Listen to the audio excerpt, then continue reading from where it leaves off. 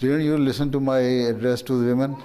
Yes. There I mentioned that women have certain duty. So they should use their all the capabilities and potential in training after having had the education.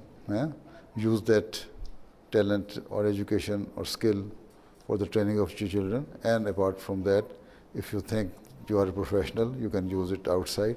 So this is how you can organize the nation. If the children, the new generation or the generation of the nation is brought up in a way which is helpful for the nation, that is the power of the women, then you are running the governments, right?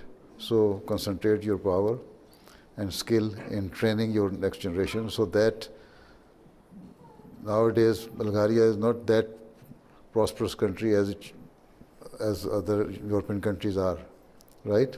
So if you want to bring your country to the status of at the level of other developed countries, then train your generation so that they become the asset for the nation and bring their country to the upper level and at par with the other nations and the other developed nations.